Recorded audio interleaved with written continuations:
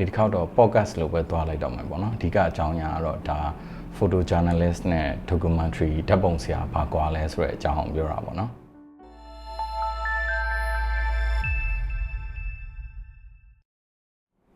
မင်္ဂလာပါပြီးခဲ့တဲ့ဘက်ကကျွန်တော်ဒီ vlog idea တွေမေးတော့ဒါကျွန်တော်ဒါမေးထားတဲ့မေးခွန်းတွေဟာဒါဒီတစ်ခေါက်ပြန်ဖြေပေးမယ်ပေါ့နော်ဒါ podcast style နဲ့သွားလိုက်မယ်ဆိုတော့အတန်ကြီးပဲနားထောင်ရင်လည်းဖြစ်ပါတယ်ပေါ့နော်ဒါအယုတ်ကတော့ဘာမှထူးထူးခြားခြားပြစရာမရှိဘူးပေါ့နော်ဒါဗီဒီယိုသာဖြစ်နေတာဆိုတော့အတန်ပဲနားထောင်လည်းဖြစ်တယ်ဆိုတော့စလိုက်အောင်ဒါပထမဆုံးအနေနဲ့ကတော့ဒါကျွန်တော်မေးထားတော့ဒါဝင်ငွေရလမ်းကြောင်းပေါ့နော်ဓာတ်ပုံဆရာတယောက်အနေနဲ့ဝင်ငွေရလမ်းကြောင်းဆိုရင်တော့ကျွန်တော်ကဒီလောလောဆယ်တော့အကြံပေးနိုင်တာတော့ဒီဝင်ငွေရဖို့ဆိုရင်တော့ဒီဓာတ်ပုံလောကမှာဆိုရင်ဒါရနိုင်တဲ့ဟာတော့ဒီ wedding pre-wedding နောက်ပြီးတော့ event တွေရိုက်မယ်နောက်ပြီးတော့ဒီ production လုပ်မယ်ပေါ့နော်ဒါ TV ကြော်ညာလိုဟာမျိုးတွေဒါမှမဟုတ်ဒီအဖွဲ့အစည်းတွေအတွက် documentary ရိုက်တာမျိုးတွေအဲ့မျိုးတွေကနေတော့ပတ်စံရနိုင်တယ်ပေါ့နော်တခြားဒီ landscape ရိုက်တာတို့နောက်ဒီ documentary တို့ journalism တို့အားမျိုးတွေကတော့ပတ်စံရဖို့မမြင်ဘူးပေါ့နော်စောစောပတ်စံရတဲ့အထက်မှာကျန်တော့တာနောက် pictorial လို့ဟာမျိုးတွေဆိုရင်လည်းရနိုင်သေးတယ်ပေါ့နော်ဘာပဲပြောပြက်ကလေးတို့ဒီပြိုင်ပွဲတွေဝင်ပြိုင်တာပတ်စံရတာပဲဟိုနောက်ပြီးတော့ဒီတခြားအဲ့လိုမျိုးပေါ့နော်ဒီ commercial product တွေမှာကိုအဲ့လိုမျိုးပုံတွေတုံးဖို့လာပြီးတော့ဝယ်တဲ့ license ယူတဲ့ဟာမျိုးတွေတို့ print ရောင်းတာမျိုးတွေတို့ဆိုရင်လည်းဒါပတ်စံရနိုင်သေးတယ်ပေါ့နော်အဲ့လိုမျိုးဆိုတော့ဒါလောလောဆယ်တော့ဒါဒီလုပ်ငန်းကိုဝင်ငွေလဲရခြင်းနဲ့ရေရှည်သွားခြင်းနဲ့ဆိုရင်တော့ backup အနေနဲ့ဒါ production လို့မျိုးနဲ့သွားဖို့တော့အကြံပေးတယ်ပေါ့နော်ဒါလက်ရှိကတော့အလုပ်ဖြစ်မှာတော့ event ရိုက်တာနဲ့ wedding pre-wedding ကတော့အလုပ်ဖြစ်မယ်လို့ထင်တယ်ပေါ့နော်ဒါတွေကလည်းဒါဓာတ်ပုံ scale ရရင်ဟိုလုပ်လို့ရတဲ့အလုပ်မျိုးတော့မဟုတ်ဘူးပေါ့နော်ဒါအဲ့အတွက်ကျွန်တော်အကြံပေးချင်တာအတွေ့အကြုံလည်းမရှိဘူးကိုကနာမည်လည်းမရှိဘူးဆိုရင်ဆက်ချင်းသူများစီမှာအလုပ်ဝင်လုပ်ဖို့ကျွန်တော်တော့အကြံပေးတယ်တစ်နှစ်ကနေ2နှစ်အနည်းဆုံး2နှစ်လောက်တော့ဒါဒီကိုလိုမျိုးလက်တွဲခေါ်ပြီးမယ်ဒီ production တို့ဘာလို့စီမှာဝင်လုပ်ပြီးတော့လကစားအနေနဲ့ဝင်လုပ်ပြီးတော့မှအတွေ့အကြုံနဲ့ဒီ business management networking marketing အားမျိုးလေးတွေကိုသဘောပေါက်အောင်ဒါ organizing ပေါ့နော်အားမျိုးတွေသဘောပေါက်အောင်သင်ယူဖို့ကျွန်တော်တို့အကြံပေးတယ်ဒါဓာတ်ပုံ video scale ရအောင်နဲ့ဒီအလုပ်လုပ်စားဖို့ဆိုတော့မလွယ်ဘူးပေါ့နော်အဲ့သဘောပဲကျွန်တော်အရင်ဆိုရင်လည်းကျွန်တော်ဆိုရင်လည်းဒီ25 degree studio ဆိုပြီးတော့ကျွန်တော်အရင်ရန်ကုန်မှာတော့ run ခဲ့တယ်ပေါ့နော်အဲ့တော့ဆိုရင်လည်းကျွန်တော်တို့အဓိကတော့ event ရိုက်တယ်ပေါ့နော်ဒါမင်္ဂလာဆောင်တို့ဘာလို့တော့ကျွန်တော်တို့ join တဲ့အပိုင်းမဟုတ်တော့မရိုက်ဘူးပေါ့နော်အဓိကကျွန်တော်အဲ့တော့ရက်တီတာကတော့ဒီကြော်ညာတစ်ခါလေးရိုက်တယ်ပေါ့နော်ကြော်ညာနဲပါတယ်ကျွန်တော်အဓိကလောက်တာကဒီ documentary video လေးတွေနောက် video report video လို့ခေါ်တဲ့ NGO INGO တွေနောက်တန်ယုံတွေရဲ့ event တွေအားမျိုးတွေကိုအဓိကရိုက်တာပေါ့နော်အဲ့ line ကလည်းသူ့အနေနဲ့သူတတ်ရှိတယ်ပေါ့နော်ဒီ documentary လိုမျိုးပဲဒါတန်ယုံတို့ကတော့ကြတော့ဒီ NGO တွေကကျွန်တော်တို့လုပ်လာဒီ line ကလည်းဟိုဒီ wedding တို့ pre wedding တို့နဲ့မတူဘူးပေါ့နော်ဒါကျင့်ဝတ်တွေပါတယ်အဲ့လိုမျိုးပေါ့နော်ဒီတခြားစောင့်ထင်းရတဲ့ကျင့်ဝတ်တွေဒါရိုက်ကူးတဲ့အခါမှာလည်းဒီ contact ဟိုဒီဆက်ဆံရတဲ့ပုံစံအဲ့လိုမျိုးတွေကစာတေချာလေ့လာရတယ်ပေါ့နော်ကျွန်တော်တို့ကပုံမှန်တော့ documentary ဆိုတော့ဒီရတဲ့အခါကျရင်ဒီပဋိပက္ခဖြစ်တဲ့ data တွေတို့ဒါနောက်ပြီးတော့ဒီစိတ်ပိုင်းဆိုင်ရာရုပ်ပိုင်းဆိုင်ရာထိခိုက်ခံစားနေရတဲ့သူတွေကလေးတငယ်တွေနဲ့လိုမျိုးရိုက်ကူးရတဲ့အခါကျတော့ကျွန်တော်တို့မှာအဲ့ကျင့်ဝတ်တွေအများကြီးပဲတည်ထားရတယ်ပေါ့နော်ကျွန်တော်တို့အဲ့ဟာတွေတော့လည်းကြိုပြင်ထားရတယ်အဲ့လိုပုံစံမျိုးပေါ့နော်ပြီးတော့ဒါတွေကဒါဓာတ်ပုံဗီဒီယိုရရုံနဲ့ရတဲ့ဟာမဟုတ်ဒါ organizing scale အများကြီးလိုတယ်ကျွန်တော်တို့ကဒီကြော်ညာရိုက်တာမျိုးဆိုရင် documentary ရိုက်တာမျိုးဆိုရင် crew တွေနဲ့ရိုက်ပြီးဆိုရင် production လုပ်ပြီးဆိုရင်ဒါ organizing scale ဒီ program solving scale တွေအများကြီးရေးပါတယ်ဒီကင်မရာရိုက်တာထက်ကိုပိုပြီးတော့အရေးပါတယ်အဲ့ဒါတွေကိုလည်းလေ့လာဖို့အကြံပေးတယ်ပေါ့နော်လောလောဆယ်ကတော့ကျွန်တော်ထင်တော့စောစောပြောတဲ့ဟာတွေပဲလုပ်ဖြစ်မှထင်တယ်ပေါ့နော်ဆိုတော့ဒီလောက်ပဲပေါ့နော်နောက်တစ်ယောက်မေးထားတဲ့ဒီညီတစ်ယောက်မေးထားတဲ့ဒါကျွန်တော်ဘလို့ဒီလောကတဲ့ရောက်လာပြီးတော့ဘလို့သင်ယူခဲ့လဲဆိုတော့အဲ့ဒါတော့ကျွန်တော်ဗီဒီယိုတီးတက်တစ်ခုလောက်ပြီးတော့မှပဲပြောလိုက်တော့မှာပေါ့နော်ဒါဟာရှေ့သွားမှာဆိုလို့နောက်တစ်ခုကဒါ street photo တွေအကြောင်းလည်းပြောပါအောင်ဆိုတော့ street photo တွေအကြောင်းလည်းနောက် ပြောဖို့ရှိပါတယ်ပေါ့နော်နောက်ဗီဒီယိုတီးတက်နေလောက်ပါမယ်လောလောဆယ်ကတော့ street photo နဲ့ပတ်သက်ပြီးအကြံပေးလို့ရတာတော့များထွက်ပြီးများရိုက်ဖို့ပဲပြီးတော့ဒီနည်းနည်းစဉ်းစားပြီးရိုက်ဖို့ကျွန်တော်တော့အကြံပေးတယ်စဉ်းစားပြီးရိုက်မယ်ပြီးတော့အုပ်စုလိုက်မထွက်ဖို့ကျွန်တော်အကြံပေးတယ် street photo ရိုက်မယ်ဆိုရင်တကယ်ချင်းနေနဲ့ထွက်မယ်ဆိုရင်လည်းထွက်လိုက်ပြီးတော့ကျွန်တော်ဥမာဆိုရင်ဘိုးချုပ်ဈေးမှာရိုက်မယ်ဆိုရင်ဘိုးချုပ်ဈေးကလက်ဖေးဆိုင်တစ်ဆိုင်မှာအရင်ထိုင်လိုက်ဒီငါတို့ဒီကနေပြီးတော့ street photo ရိုက်မယ်ဈေးတွေကိုပတ်ရိုက်မယ်နောက်2နာရီနေဒီလက်ဖေးဆိုင်မှာပဲပြန်ဆုံးမယ်ဆိုပြီးတော့ဒီဈေးတွေကိုပဲတယောက်တစ်နေရာစီပတ်ပြီးတော့ရိုက်ပေါ့နော်အဲ့လိုမျိုးရိုက်ဖို့ကျွန်တော်တော့အကြံပေးတယ်အတူတူတွဲရိုက်ရင်ဘာမှမထူဘူးပေါ့နော်ဟေလာဝါလာနဲ့ဖြစ်သွားလိမ့်မယ်ဘာမှမတိုးတက်လာဘူးပေါ့နော်အဲ့လိုပုံစံမျိုးဖြစ်လိမ့်မယ်ပြီးတော့အရိုက်ခံရတဲ့သူတွေလည်းဒီစိတ်အနှောင့်အယှက်ဖြစ်တယ်ပြီးတော့ဒီ natural ဖြစ်တဲ့candid ဖြစ်တဲ့ moment တွေမရပဲနေလိမ့်မယ်ဆိုတော့ moment တွေကိုလည်းစဉ်းစားပြီးရိုက်ပြီးတော့တယောက်တည်းရိုက်ပေါ့နော်ပြီးတော့ဒီဆက်တနက်ပြစ်တယ်လို့မရိုက်နဲ့ပေါ့နော်လောလောဆယ်အကြံပေးနိုင်တာတော့ဒီ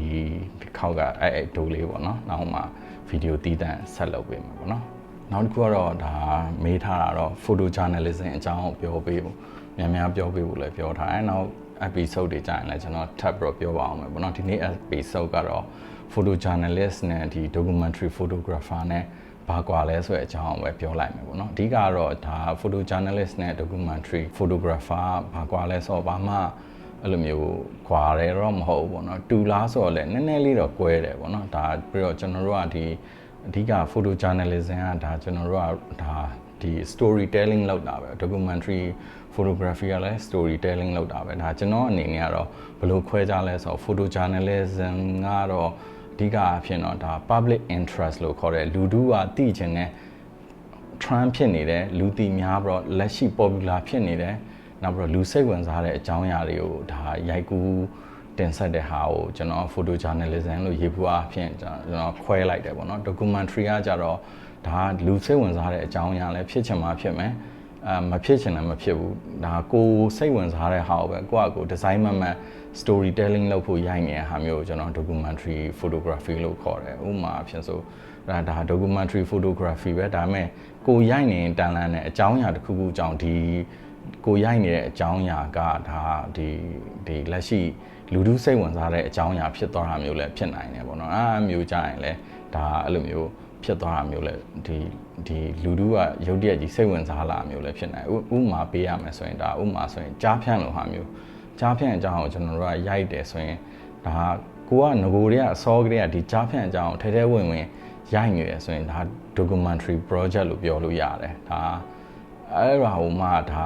လောလောဆယ်ဒီ American ကဒါ sanction ပိတ်လိုက်လို့တော့အဲ့လိုမျိုးပေါ့နော်ဒီနိုင်ငံခြားမီဒီယာတွေကလည်း highlight လုပ်လို့အကုန်လုံးကဝိုင်းပြုံပြီးတော့ဒီဟာကို highlight public interest ဖြစ်လို့လူပြန်ပြီးဆွဲထားလို့အဲ့လိုမျိုးအကုန်လုံးကသတင်းတွေအကုန်လုံးကဝိုင်းပြီး highlight လုပ်ပြီးဆိုရင်ဒါဒီ photo journalism ဓမ္မတွေလည်းရောက်လာမှာပဲ documentary ရိုက်နေနေကိုရိုက်နေတဲ့အကြောင်းအရာကအဲ့လိုလူထုစိတ်ဝင်စားတဲ့ဟာမျိုးဖြစ်ရင်ဖြစ်သွားမှာပဲပေါ့နော်အဲ့လိုပုံစံမျိုးပေါ့ documentary ကတော့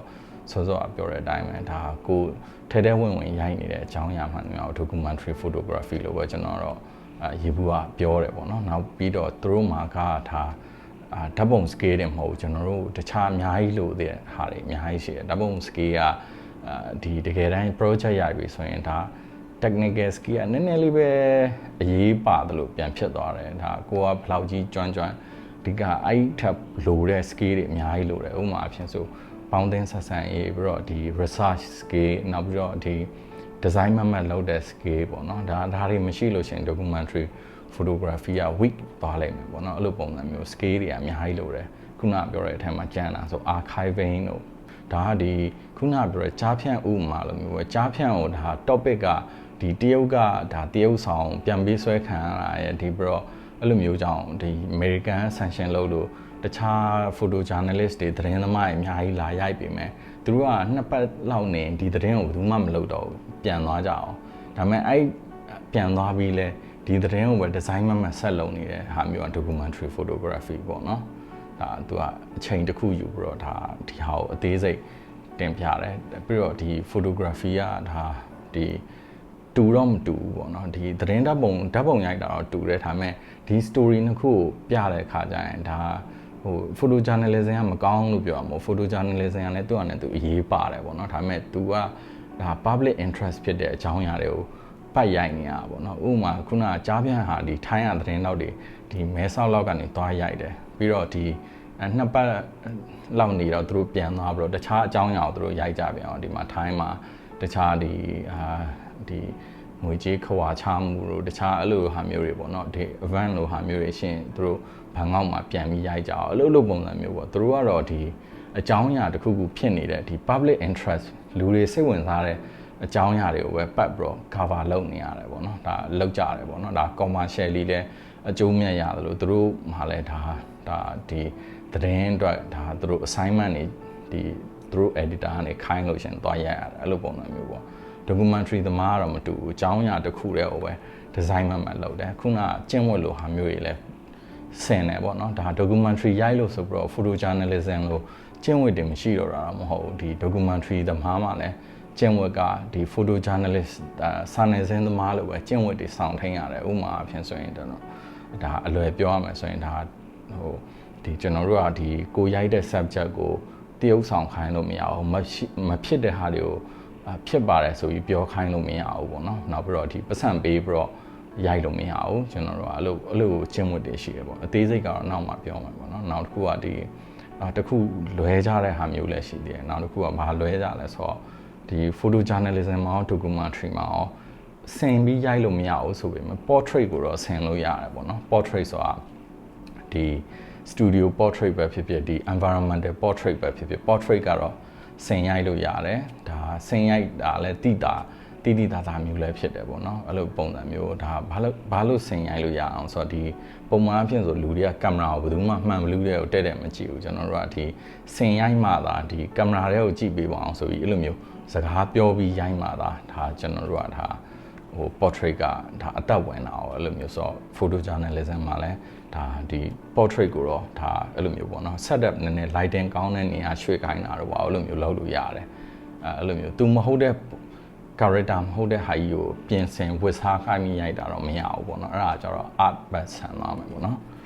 နောက်တစ်ခုကကျွန်တော်ဒီမှာ notes လေးမှတ်ထားတယ်ပေါ့နော်နောက်တစ်ခုကဒီကျွန်တော်တို့ကဒီဓာတ်တွေတင်မယ်ဆိုရင်တော်တော်များများတင်နန်းကိုပဲလိုက်ရှာကြရပေါ့နော်ကျွန်တော်မြန်မာပြည်မှာအကောင်လုံးကတင်နန်းတွေဖွင့်တာများတယ်တင်နန်းတွေတက်တယ်တင်နန်းကဒါကျွန်တော်လည်းစဉ်းစားရပေါ့နော်ဒါကိုယ်တိုင်လည်းတစ်ခါလေးကျတော့ကိုတိတာလေးတွေပြန်ပြီးတော့မျှဝေပေးတဲ့အခါမျိုးကြရင်ဒီပြဿနာကဘာရှိလဲဆိုတော့ကျွန်တော်လည်းဒီနောက်ပိုင်းလိုမျိုးစဉ်းစားနေအမြဲတမ်းပြဿနာဘာရှိလဲဆိုတော့ကျွန်တော်တိထားတဲ့အကြောင်းအရာတွေအကုန်လုံးနောက်တစ်ယောက်ကိုဒီအပြည့်စုံပြောပြဖို့ဆိုတာဘယ်လိုမှမဖြစ်နိုင်ဘူးပေါ့နော်မဖြစ်နိုင်ဘူးဆိုတာကျွန်တော်တို့ကဒါလူအုံနောက်တို့ဘာလို့ဒီစဉ်းစားတွေးခေါ်ပုံတွေကတယောက်နဲ့တယောက်မတူဘူးဖြတ်တန်းရတာလဲဖြတ်တန်းလာတဲ့ background တွေလည်းမတူဘူးအဲ့မျိုးကြောင့်ကျွန်တော်တို့ကဒီ computer မှာလို့ data နဲ့အုံနောက်ထဲကဒီ data ကို type C နဲ့ copy ကူးပြီးနောက်တစ်ယောက်ခေါင်းထဲကိုသွားပြီးတော့ရော့ဒီပညာတွေဒါ100 gig အပြည့်အဲ့လိုမျိုးပြန်ယူဆိုပြီးအဲ့လိုမျိုး transfer လုပ်လို့မရဘူးပေါ့နော်ဒါကျွန်တော်တို့ကအဲ့ကြတော့ဒီကျွန်တော်တို့ကဒီတရားရောက်ကိုဒီပညာကိုပြန်မျှဝေတဲ့ခါကျရင်အနှစ်သာရကိုပဲကျွန်တော်တို့ကဒီမျှဝေလို့ရတယ်အသေးစိတ်ဘယ်သူမှဣတိမီရွေးဘယ်သူမှတင်မပေးနိုင်ဘူးပေါ့နော်အဲ့ဒီဟာလေးကိုလည်းသတိထားဖို့ကျွန်တော်အကြံပေးခြင်းတယ်ပေါ့နော်ဆိုတော့များများဒီတင်နန်းတစ်ခုတက်ရင်အများကြီးမျှော်လင့်တဲ့သူတွေရှိတယ်တချို့တွေကျတော့ဒီဆရာတော်တယ်ဆိုတော့ဒီဆရာကောင်းတယ်တို့အဲ့လိုမျိုးစီမှာသွားတက်ပြီးတော့သူ့ဆရာနေပြီးတော့အကုန်ဒီဣတိမီရွေးတက်လာမယ်လို့ထင်တာအဲ့လိုမျိုးမရှိဘူးပေါ့နော်ကျွန်တော်တို့မှဒီမှာကဒီအနုပညာအလုပ်တွေအကောင်လုံးမှာ formula မရှိဘူးဆိုတာ formula ရှိတယ်ဆိုတာကထုတ်ကုန်နေမှာပဲ formula ရှိတယ်စက်ရုံကနေပြီးတော့ပုံစံလူထုတ်တဲ့ပစ္စည်းမှန်များ formula နဲ့သွားတာဒီ plastic အယုတ်ဆိုရင်လည်းဒီကော်စေးကဘယ်လောက်ပြီးတော့ဒီဘယ်လောက်ရောမယ် color ကော်စေးကဘယ်လောက်ရောမယ်အဲ့လိုမျိုး formula ရှိတယ်ပေါ့နော်ဒါစင်တူထုတ်ကုန်နေအများကြီးထုတ်ရင် formula ရှိတယ်ကျွန်တော်တို့ကဒါဒီအနုပညာမှာတော့ formula မရှိဘူးဒါတယောက်နဲ့တယောက်ဖြတ်တန်းပုံနဲ့တွန့်နေသူပဲဒီလေ့လာသွားတာကျွန်တော်ပြောနိုင်တာဆိုရင်လည်းဒီအနှစ်သာရကိုပဲအဓိကပြောနိုင်တယ်ပြီးတော့ကျန်တာကွက်ကိုဆက်လေ့လာရတယ်ပေါ့နော်ဒါကျွန်တော်ဆိုရင်လည်းကျွန်တော်ဆရာတွေကဒါဒီတင်တော့ပေးခဲ့တယ်ဒါအကုန်လုံးဣတိမီရေးတင်ပေးခဲ့တာမဟုတ်ကျွန်တော်သူတို့နဲ့တွေ့ရတဲ့ဟာမျိုးကဒီ2ပတ်3ပတ်ပဲအဲ့လိုမျိုးတွင်မှာသူကအနှစ်သာရတွေပေးမယ်ပြီးတော့ကိုယ့်ဟာကိုယ်လေ့လာတတ်အောင်ခွဲခြားစိတ်ဖြာပြီးတော့ analyze လုပ်တတ်အောင်သင်ပေးသွားတယ်။လှေနံဓာတ်ထက်သင်တဲ့သင်တန်းမျိုးတွေလည်း ရှင်းရှိမှာပေါ့နော်မြန်မာပြည်မှာဆိုရင်ကျွန်တော်တွေ့နေရတာပဲအကုန်ဒီ pictorial လိုဟာမျိုးမှာဆိုရင်ဆင်ပေးထားပြီးတော့တစ်ခါလေဗီဒီယိုတွေတက်လာတွေ့ရတဲ့အထိဟို shutter speed ဘယ်လောက်ထားတော့အပချာဘယ်လောက်ထားတော့ ISO ဘယ်လောက်ထားတော့အဲ့လိုမျိုးအဲ့လိုမျိုးအသေးစိတ်တင်ပေးပြီးတော့ဒီလေနံဓာတ်ထက်တင်ပေးတာမျိုးလည်းရှင်းရရှိမှာပေါ့နော်ဒါမပြောတော့ဘူးကျွန်တော်အယူဆကတော့ဘယ်ဟာမဆိုအနှစ်သာရကိုပဲလေ့လာဖို့ခြံပေးတယ်ပေါ့နော်အဲ့လိုဤဒီမရွေးတင်နေတာလည်းလုံးဝအဓိပ္ပာယ်မရှိဘူးလို့ကျွန်တော်တို့ယူဆတယ်လေနံဓာတ်ထက်ပဲဒီနားမှာငါးပေါ်တယ်ဆိုပြီးတော့လေနံမှာဓာတ်နဲ့ခုတ်ပြီးတော့မှတ်ထားတဲ့ပုံစံမျိုးပဲဖြစ်နေမှာပဲပေါ့နော်ဆိုတော့ဒါနောက်ပြီးတော့ကျွန်တော်တို့ကတရားကိုယ်တိုင်ဒါ self study ဆက်လုပ်သွားဖို့အရေးကြီးတယ်ပေါ့နော်အဓိကတော်တော်များများအဲ့လိုပဲအမြဲအားကိုးခြင်းနေကြတယ်ဒီတဲရောက်စီကနေပြီးတော့ကိုယ့်ထက်ဝါရင်းတဲ့သူ senior စီကနေပြီးတော့ 100% ခုနလို data ကူးသလိုကူးလို့ရမယ်လို့ထင်တာမျိုးတွေလည်းရှိတယ်ပြီးတော့ဒီဒါကျွန်တော်တို့ကဟင်းစားကိုပဲလိုချင်တဲ့သူတွေလည်းတွေ့ရမျိုးတွေလည်းရှိတယ်ဒါဒီဓာတ်ပုံဒီ caption ဘယ်လိုထိုးမလဲတို့ description ဘယ်လိုရေးမလဲတို့ဆိုတာမျိုးတွေကိုယ့်အကိုရေးတတ်အောင်ဒါဒီအနှစ်သာရကိုကျွန်တော်တို့ကပြောပေးနိုင်ဒါပေမဲ့ကိုရိုက်ထားတဲ့ story ကိုတခြားသူကိုတွားရေးခိုင်းတာတော့အဓိပ္ပာယ်မရှိနေဘူးပေါ့နော်အဲ့လိုမျိုးပေါ့ဒါဓာတ်ပုံတွေဆိုရင်လည်းအတူတူပဲကိုကရိုက်ထားတယ်ဒါ project တစ်ခုကိုရိုက်ထားတယ်ဆိုရင်ဒီတခြားတရားရောက်ကိုအကြံဉာဏ်သွားတောင်းရင်ဒီပုံ50တို့60တို့သွားပြီးတော့ပို့ပြီးတော့မတောင်းဟိုအကြံဉာဏ်မတောင်းတဲ့ဘူးပေါ့နော်စကြတဲ့ကိုကလေ့လာထားဘယ်ပုံတွေကအလုံးဖြစ်တယ်ဘယ်ပုံကအလုံးမဖြစ်ဘူးဆိုတော့အဲ့လိုမျိုးပေါ့နော်ပြောပြပေးတဲ့သူတွေရှိတယ်ဆရာတွေရှိတယ်အဲ့သူတို့ရဲ့အယူဆကိုပဲလေ့လာပြီးတော့သူဘာကြောင့်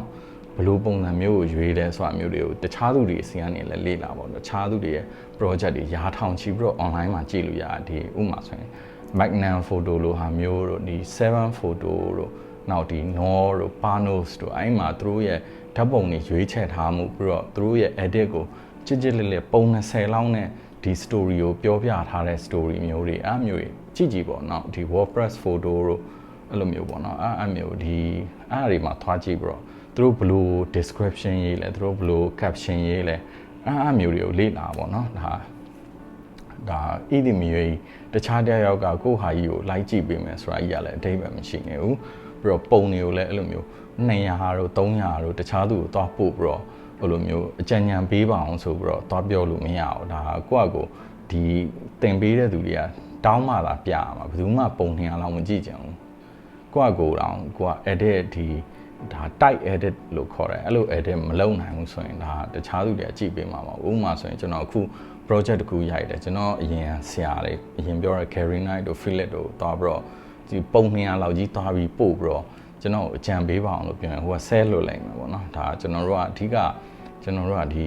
type edit ပေါ့လွန်ဆုံးပုံ20 25ပုံ30အဲ့လောက်ပဲကျွန်တော်တို့ပြလို့ရတယ်အဲ့ဟာကိုမှ तू ကအကြံပေးနေဒီပုံမှာတော့မင်းတခြားပုံရှိသေးလားဆိုပြီးမေးမှအဲ့ဒီနားကစင်တူပုံတွေကိုပြပါတော့မဟုတ်ဘဲနဲ့တော့အဲ့လိုမျိုးကြီးသွားပြီးတော့ဒီ